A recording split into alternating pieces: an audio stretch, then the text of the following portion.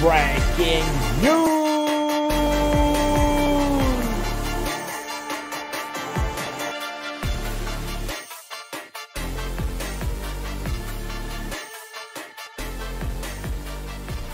On vous propose une petite discussion aujourd'hui sur le débat qu'on entend souvent de est-ce que c'est bien, est-ce que c'est pas bien de choisir un running back au premier tour de la draft et a fortiori la première moitié du premier tour de la draft. Alors, tous les cas ne se valent pas, mais voilà, avec Joe, on va essayer de peser le pour et le contre et j'ai préparé des petits arguments qui vont dans les deux sens. Donc, qu'est-ce que tu penses, toi, à premier abord, comme ça, Joe, si les Chiefs draftaient, bon, c'est arrivé avec Clyde Edwards-Helaire, mais mettons que voilà, cette année, vous faites une saison moyenne, vous finissez dans le top 20, ouais, allez, c'est les Chiefs, on va pas abuser, mais dans le top 25 des choix à la draft, et que les Chiefs choisissent un running back, comment tu te sentirais? Alors après, ça dépend du joueur, hein. Y a des joueurs qui ont été talentueux. Voilà, tu prends Ashton Jeanty qui est sur la photo, tu prends Jahmyr Gibbs, bien sûr, j'ai perdu son nom, Saquon Barkley, Bijan. et puis Bijan, c'est quand même des joueurs un peu J'ai mis les bons exemples. voilà, au-dessus de la moyenne. Si c'est pour aller chercher un joueur comme eux, on n'est jamais sûr. Mais il y a quand même certaines certitudes à respecter quand on est en NFL. On a bien vu, les Lions ont été chercher Jahmyr Gibbs au premier tour. Voilà, on a vu ce que ça donnait. Ouais, ça a payé. Ça a payé. Bref, moi, si je dois prendre un running back, aujourd'hui, la position est tellement dévaluée, tellement, c'est un peu, on use jusqu'à la corde les running backs, et puis si on en a plus besoin, voilà, ils font leurs 4 ans, leurs 4 premières années ou leurs 5 années, on va dire, de saison rookie, puis après ils sont un peu jetés, on va dire. Bref, moi si c'est un talent générationnel, exactement, si c'est un talent générationnel, ça te va. Je comprends. Mais ça s'entend, hein, et c'est le cas pour beaucoup de postes. Mais du coup, les gens qui... on va dire la réponse courte pour est-ce qu'il faut drafter un running back au premier tour, la réponse courte, c'est ça dépend. Et la réponse un peu plus la réponse de Normand élaborée, la réponse plus élaborée, c'est que... Alors, la position de running back est particulière dans le sens où, tu l'as dit, c'est des joueurs qui sont très usés parce que ils touchent le ballon beaucoup de fois par match, ils prennent beaucoup de contacts, et c'est les joueurs qui ont les carrières les plus courtes en moyenne, et c'est les joueurs qui coûtent les moins chers à signer. Les contrats de running back, c'est par... Bon, je compte pas les kickers, etc., hein, mais c'est les contrats qui sont, on va dire, assez abordables par rapport à des positions premium comme les positions de receveur, de corner, de edge. Donc, c'est des postes qui sont assez facilement remplaçables. C'est ce qu'on entend souvent.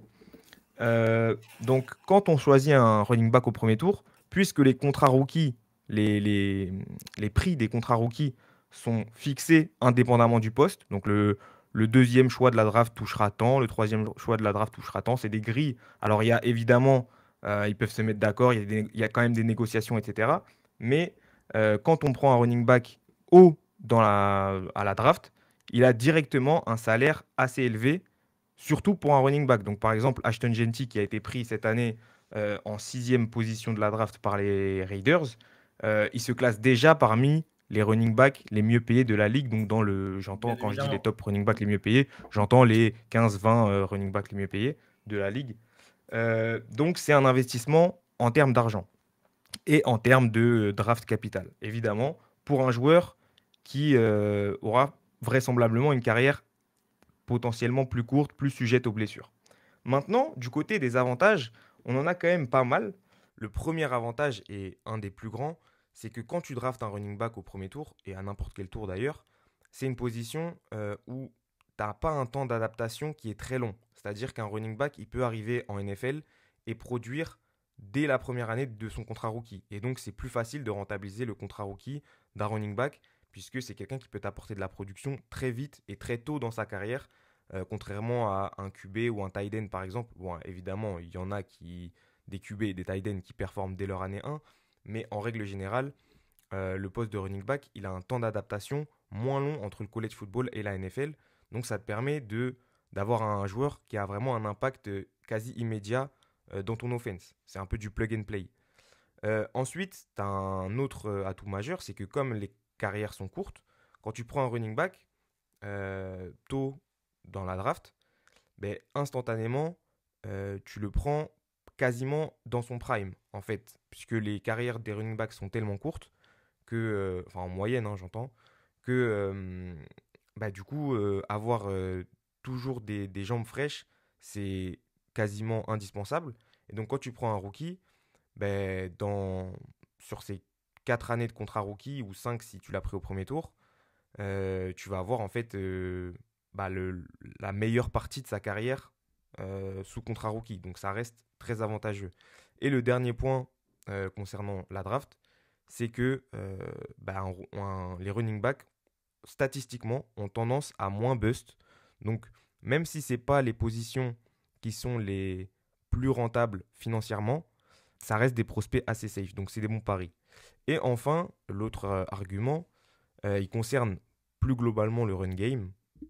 Quand on parle du run game, moi j'ai tendance à dire que le groupe de l'offensive line, alors je compte aussi le run game coordinateur, tout le jeu au sol, le plancher d'un jeu au sol est constitué par la qualité de la ligne en termes de bloc, la qualité du schéma de bloc, voilà, la qualité de l'offense en général, mais la ligne et le coaching staff représentent le plancher de ce que tu vas avoir dans le jeu de course. Bien sûr. Le running back, lui, il représente le plafond. Donc, avec une bonne O-line et tout ça, jusqu'où tu peux aller?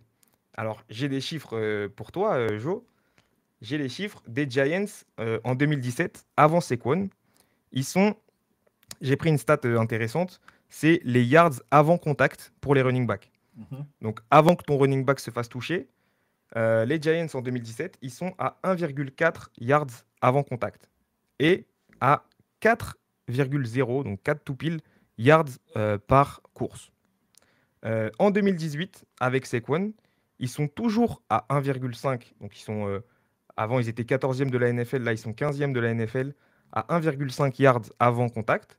Mais par contre, ils passent à 4,7 yards par course. Donc tu vois que la ligne n'a pas bougé le plancher, c'est-à-dire qu'ils sont passés de 1,4 à 1,5 yards avant contact.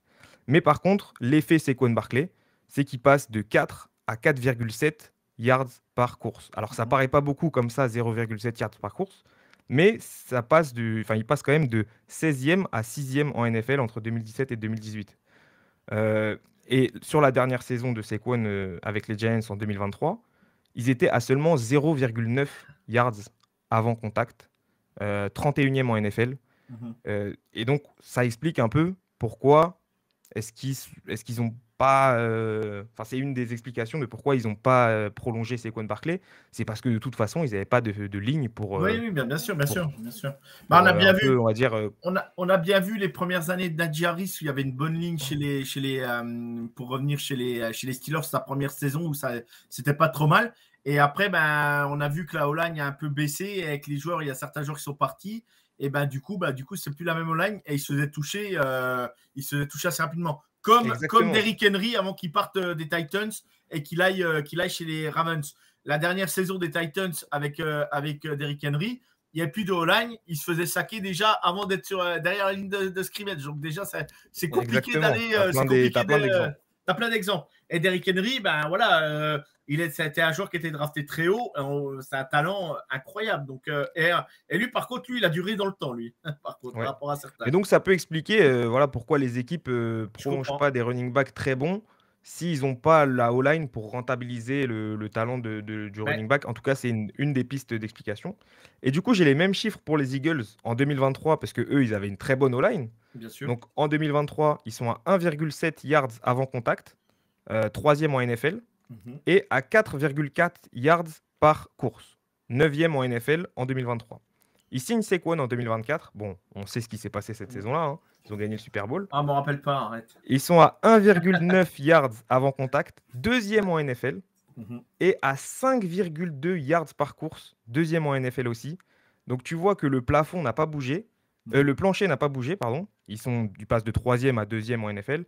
Et par contre, le plancher, ils passent de 9e à 2e en yards par course. Donc ça, c'est l'effet Saquon Barkley. Donc en conclusion, je dirais que drafter un running back au premier tour de la draft, bah alors évidemment, ça dépend du prospect, mais ça dépend surtout de l'équipe qui le draft, savoir si elle a une bonne O-line, savoir si elle a des bonnes fondations, puisque ça sert à rien d'investir sur un top running back si tu n'as pas la O-line pour aller avec. Ça sert à rien de construire le plafond avant de construire le plancher. Tout Donc à voilà, fait. pour moi, c'est pour ça que Omarion Hampton chez les Chargers, je trouve que c'est assez cohérent. Et en revanche, Ashton Jeanty chez les Raiders, bah, ça peut marcher parce qu'ils ont, voilà, ils ont bougé les lignes un peu dans le Et c'est coaching Pete staff. Carroll aussi. Ils Et ont c'est Pete Carroll remodelé aussi. voilà, ils ont remodelé la ligne offensive. Donc, à Ouais. mon avis, Ashton Jeanty va avoir il va y avoir des gros jeux où il va faire beaucoup de yards par course. Ouais. Mais je ne sais pas si la moyenne de ses courses sera aussi élevée que s'il était allé dans une équipe avec une meilleure O-line. Alors, ils ont signé Alex Capa, ils ont drafté Caleb Rogers. Donc, il y a du côté droit de la ligne, enfin de l'intérieur O-line, ça a un peu bougé. Ils ont passé Delmar Glaze ou DJ Glaze en right tackle pour remettre Jackson Powers Johnson au poste de centre. Je pense que c'est la meilleure option. Exactement, oui. Mais voilà, pour l'instant, on n'a pas vu à quoi ça allait ressembler la O-line des Raiders. Et donc, je ne sais pas si ce sera un pari payant, en tout cas cette année. Pour moi, le joueur vaut largement le 6e tour. Mais est-ce que les Raiders ont la O-line pour rentabiliser l'investissement? Ça, on verra.